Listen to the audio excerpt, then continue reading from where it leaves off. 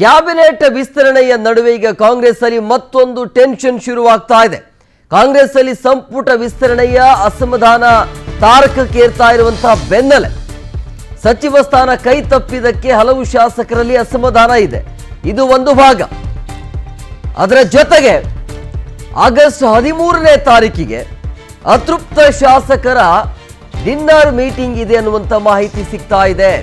So ಬೆಂಗಳೂರಿನಲ್ಲಿ ಅತೃಪ್ತ ಶಾಸಕರ ಡಿನ್ನರ್ ಮೀಟಿಂಗ್ ಇದೆ ಅನ್ನೋದು ಸಹಜವಾಗಿ ಭಾರಿ ಕುತೂಹಲ ಮೂಡಿಸ್ತಾ ಇರುವಂಥದ್ದು. ಬಂಡಾಯ ಶಾಸಕರ ಈ ಒಂದು ಮೀಟಿಂಗ್, ಈ ಮೀಟಿಂಗ್ ಅಲ್ಲಿ ಏನೆಲ್ಲ ಚರ್ಚೆ ಆಗುತ್ತೆ ಅನ್ನುವಂಥ ಕುತೂಹಲ ಇದೆ. ಕ್ಯಾಬಿನೆಟ್ ವಿಸ್ತರಣೆಯ ನಡುವೆ ಅತೃಪ್ತ ಶಾಸಕರು ಸುಮಾರು 35ರಿಂದ 40 ಶಾಸಕರು ಈ ಒಂದು ಸಭೆಯನ್ನು ಮಾಡ್ತಾರೆ, ಈ ಸಭೆಯಲ್ಲಿ ಭಾಗಿಯಾಗ್ತಾರೆ ಎನ್ನುವಂಥ ಮಾಹಿತಿ. 13ನೇ ತಾರೀಕಿಗೆ ಅಧಿವೇಶನ ಇದೆ. ಈ ಅಧಿವೇಶನ ಸಂದರ್ಭದಲ್ಲೇ ಈ ರೀತಿಯಾಗಿ ಅತೃಪ್ತ ಶಾಸಕರ ಮೀಟಿಂಗ್ ಇರುವಂಥ ಹಿನ್ನೆಲೆಯಲ್ಲಿ ಸಹಜವಾಗಿ ಕುತೂಹಲ ಇರೋದು ಏನು ಚರ್ಚೆ ಆಗಬಹುದು ಅಂತೇಳಿ. 13ನೇ ತಾರೀಕಿಗೆ ಅಧಿವೇಶನ ಇರುವಂತಹ ಬೆನ್ನಲ್ಲೇ ಈ ರೀತಿ ಬೆಳವಣಿಗೆ ಆಗ್ತಾ ಇದೆ. ಸಚಿವ ಸ್ಥಾನ ವಂಚಿತ ಶಾಸಕರು ಸಭೆಯಲ್ಲಿ ಭಾಗಿಯಾಗ್ತಾರೆ. ಮುಂದಿನ ರಾಜಕೀಯ ಬೆಳವಣಿಗೆಯ ಕುರಿತು ಸಭೆಯಲ್ಲಿ ಚರ್ಚೆ ಆಗುತ್ತಾ? ಸರ್ಕಾರದ ವಿರುದ್ಧ ಅತೃಪ್ತ ಶಾಸಕರ ಅಸಮಾಧಾನ ಇರುವಂತಹ ಹಿನ್ನೆಲೆಯಲ್ಲಿ ಒಮ್ಮತದಿಂದ ಅದನ್ನು ಬಹಿರಂಗ ಮಾಡ್ತಾರಾ ಅನ್ನುವಂಥ ವಿಚಾರ ಈಗ.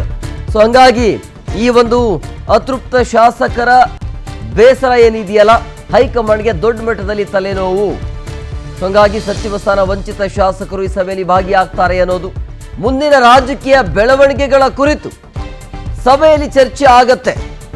ಸರ್ಕಾರದ ವಿರುದ್ಧ ಅತೃಪ್ತ ಶಾಸಕರ ಅಸಮಾಧಾನ ಭುಗಿಲೇಳ್ತಾ ಇರುವಂತಹ ಹಿನ್ನೆಲೆಯಲ್ಲಿ 13ನೇ ತಾರೀಕಿಗೆ ಅಧಿವೇಶನ ಇದೆ. ಆವತ್ತಿನ ದಿನನೇ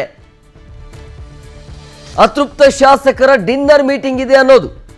ಹಂಗಾಗಿ ಏನೆಲ್ಲ ಚರ್ಚೆ ಆಗತ್ತೆ, ಯಾವ ಕಾರಣಕ್ಕಾಗಿ ಈ ಸಭೆಯನ್ನ ಮಾಡಲಾಗ್ತಾ ಇದೆ ಅನ್ನೋದು, ಅಂದ್ರೆ ಮುಂದಿನ ರಾಜಕೀಯ ಬೆಳವಣಿಗೆಯ ಕುರಿತು ಈ ಸಭೆಯಲ್ಲಿ ಚರ್ಚೆ ಆಗತ್ತೆ ಅನ್ನೋದು. ಸರ್ಕಾರದ ವಿರುದ್ಧ ಅತೃಪ್ತ ಶಾಸಕರ ಅಸಮಾಧಾನ ಬಹಿರಂಗ ಆಗತ್ತೆ. ಸಚಿವ ಸ್ಥಾನ ಕೈ ತಪ್ಪಿದ್ದಕ್ಕೆ ಹಿರಿಯ ಶಾಸಕರು ಕೆಂಡಾಮಂಡಲರಾಗಿದ್ದಾರೆ. ಅಸಮಾಧಾನಿತ ಹಿರಿಯ ಶಾಸಕರು ಒಂದ್ ಕಡೆ ಸೇರೋದಕ್ಕೆ ನಿರ್ಧಾರವನ್ನ ಕೈಗೊಂಡಿದ್ದಾರೆ. ಸಚಿವ ಸ್ಥಾನ ಸಿಗದೇ ಇರುವಂತಹ ಹಿನ್ನೆಲೆಯಲ್ಲಿ ಹಿರಿಯ ಶಾಸಕರಿಂದ ಈಗ ಮೀಟಿಂಗ್ ನಿಗದಿಯಾಗಿದೆ. ವಿಧಾನಸಭಾ ಅಧಿವೇಶನ ಹೊತ್ತಿನಲ್ಲೇ ಅತೃಪ್ತ ಶಾಸಕರ ಮೀಟಿಂಗ್ ಆರಂಭ ಆಗುತ್ತೆ. 13ರಿಂದ ವಿಧಾನಮಂಡಲ ಅಧಿವೇಶನ ಇದೆ. ಸೊ ಈ ಸಂದರ್ಭದಲ್ಲಿ ಈ ರೀತಿಯ ಬೆಳವಣಿಗೆ ಆಗ್ತಾ ಇರುವಂತಹ ಹಿನ್ನೆಲೆಯಲ್ಲಿ ಎಲ್ಲ ಅತೃಪ್ತ ಶಾಸಕರು ಒಂದು ಕಡೆ ಜಾಯ್ನ್ ಆಗಿ ಮೀಟಿಂಗ್ ಅನ್ನ ಮಾಡ್ತಾರೆ ಅನ್ನೋದು. ಆ ಮೀಟಿಂಗ್ ಅಲ್ಲಿ, ಆ ಸಭೆಯಲ್ಲಿ ಯಾವ ವಿಚಾರದ ಬಗ್ಗೆ ಚರ್ಚೆ ಆಗತ್ತೆ ಅಂತ ಹೇಳಿದ್ರೆ ಮುಂದಿನ ರಾಜಕೀಯ ಬೆಳವಣಿಗೆ ಬಗ್ಗೆ, ಅದರ ಜೊತೆಗೆ ಅವರ ಮುಂದಿನ ಭವಿಷ್ಯದ ಬಗ್ಗೆಯೂ ಕೂಡ ಚರ್ಚೆ ಆಗತ್ತೆ. ಈ ಬಗ್ಗೆ ಮತ್ತಷ್ಟು ಮಾಹಿತಿ ನೀಡ್ತಾರೆ ನಮ್ಮ ಪ್ರತಿನಿಧಿ ರಂಜನ್. ಫೋನ್ ಸಂಪರ್ಕದಲ್ಲಿದ್ದಾರೆ.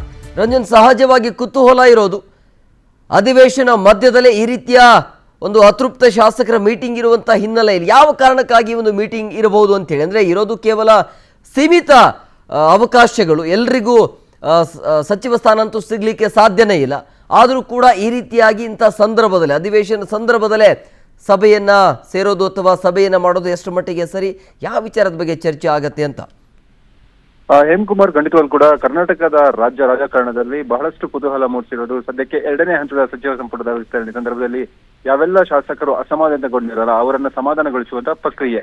ಈಗಾಗಲೇ ಸ್ವತಃ ಸಿಎಂ ಡಿ.ಕೆ. ಶಿವಕುಮಾರ್ ಅವರೇ ಕೆಲವೊಂದಿಷ್ಟು MLA ರನ್ನ ಸಂಪರ್ಕ ಮಾಡಿ, ಜೊತೆಗೆ ಅವರ ಜೊತೆ ಮಾತುಕತೆ ಮಾಡಿ, ನಿಮಗೆ ಏನ್ ಮಾಡ್ಬೇಕು ಅದನ್ನ ನಾವು ಮಾಡ್ತೀವಿ, ನಿಮ್ಗೆ ನ್ಯಾಯ ಕೊಡಿಸುವಂತ ಕೆಲಸವನ್ನ ಮಾಡ್ತೀವಿ, ಯಾವುದೇ ಒಂದು ಕಾರಣಕ್ಕೆ ಪಕ್ಷದಲ್ಲಿ ಹಿರಿಯ ಶಾಸಕರಿಗೆ ಅನ್ಯಾಯವಾಗಿ ನಾವು ಬಿಡೋದಿಲ್ಲ ಅನ್ನುವಂತ ನಿಟ್ಟಿನಲ್ಲಿ ಕೂಡ ಸಂದೇಶವನ್ನು ಕೊಟ್ಟಿರುವಂತದ್ದು. ಆದ್ರೆ ಇದೆಲ್ಲೋ ಕಾಂಗ್ರೆಸ್ನ 40ರಿಂದ 50 ಶಾಸಕರಿಗೆ ಅಸಮಾಧಾನ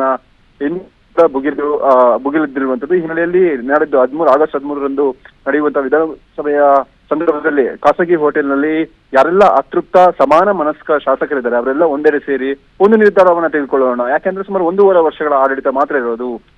ನಾವು ಕೂಡ ಪಕ್ಷಗಳಿಗೆ ಸಾಕಷ್ಟು ವರ್ಷಗಳಿಂದ ನಿಷ್ಠಾವಂತ ಕಾರ್ಯಕರ್ತರಾಗಿ ಸೇವೆಯನ್ನ ಸಲ್ಲಿಸ್ತಾ ಬರ್ತಿದ್ವಿ ಅನ್ನುವಂತ ನಿಟ್ಟಿನಲ್ಲಿ ಕೂಡ ಒಂದಿಷ್ಟು ಕಾಂಗ್ರೆಸ್ ಶಾಸಕರು ಖಾಸಗಿ ಹೋಟೆಲ್ನಲ್ಲಿ ಸಭೆಯನ್ನ ಮಾಡೋಕೆ ನಿರ್ಧಾರ ಮಾಡಿರುವಂತದ್ದು. ಇವರೆಲ್ಲ ಸಮಾನ ಮನಸ್ಕರ ಶಾಸಕರು, ಅಂದ್ರೆ ಅಸಮಾಧಾನಗೊಂಡಂತಹ ಸಮಾನ ಮನಸ್ಕ ಶಾಸಕರು. ಒಂದ್ ಕಡೆಯಿಂದಾಗಿ ಕಾಂಗ್ರೆಸ್ ಹೈಕಮಾಂಡ್ ನಿಂದ ಕೂಡ ಈ ಒಂದು ಶಾಸಕರಿಗೆ ನಿಗಮ ಮಂಡಳಿಯಲ್ಲಿ ಹಿರಿಯ ಅಧ್ಯಕ್ಷದ ಸ್ಥಾನಮಾನ ಕೊಡೋದಾಗಿ, ಜೊತೆಗೆ ಸಮಾನವಾದಂತಹ ಸ್ಥಾನಮಾನ ಕೊಡೋದಾಗಿ ಒಂದಿಷ್ಟು ಭರವಸೆ ಇದ್ರೂ ಕೂಡ ಅದಕ್ಕೆ ಈ ಒಂದು ಶಾಸಕರ ಬೆಂಬಲ ಇಲ್ಲ, ಒಪ್ಪಿಗೆ ಇಲ್ಲ. ಹಿನ್ನೆಲೆಯಲ್ಲಿ ನಾಡಿದ್ದು 13ರಂದು ಸಭೆಯನ್ನ ಸೇರಿ ಒಂದು ನಿರ್ಧಾರವನ್ನ ತೆಗೆದುಕೊಳ್ಳೋಣ, ಆ ನಿರ್ಧಾರಕ್ಕೆ ನಾವು ಕಟುಬದ್ಧವಾಗಿರೋಣ, ಹೈಕಮಾಂಡ್ನ ಸೂಚನೆ, ಸರ್ಕಾರದ ಆದೇಶ, ಜೊತೆಗೆ ಸಿಎಂನ ಮಾತಿಗೆ ಸೂಕ್ತವಾಗಿ ನಮ್ಮ ನಿರ್ಧಾರ ಇರಬೇಕು ಅನ್ನುವಂಥ ನಿಟ್ಟಿನಲ್ಲಿ ಸಭೆಯನ್ನ ಸೇರ್ತಿರುವಂತದ್ದು. ಜೊತೆಗೆ ಏನು ವಿಧಾನಮಂಡಲ ಅಧಿವೇಶನ ಇದೆ, ಈ ಒಂದು ಅಧಿವೇಶನ ಸಂದರ್ಭದಲ್ಲಿ ಈ ರೀತಿಯಾದಂತಹ ಒಂದು ಪ್ರೆಷರ್ ಅನ್ನ ಕ್ರಿಯೇಟ್ ಮಾಡುವ ಸಂದರ್ಭದಲ್ಲಿ ನಮಗೆ ಬೇಕಾದ, ಅಂದ್ರೆ ಶಾಸಕರಿಗೆ ಬೇಕಾದಂತಹ ಸ್ಥಾನಮಾನ ಸಿಗೋಕೆ ಒಂದು ಲಾಬಿಯನ್ನ ಮಾಡ್ದಂಗ ಆಗುತ್ತೆ, ಜೊತೆಗೆ ಹೈಕಮಾಂಡ್ ಮೇಲೆ ಪ್ರೆಷರ್ ಅನ್ನ ಕೊಡುವಂತ ಕೆಲಸವೂ ಕೂಡ ಆಗುತ್ತೆ ಅನ್ನುವಂಥ ದೃಷ್ಟಿಯಲ್ಲಿ ಈ ಒಂದು ಸಭೆಯನ್ನ ಕರೆದಿರುವಂತದ್ದು.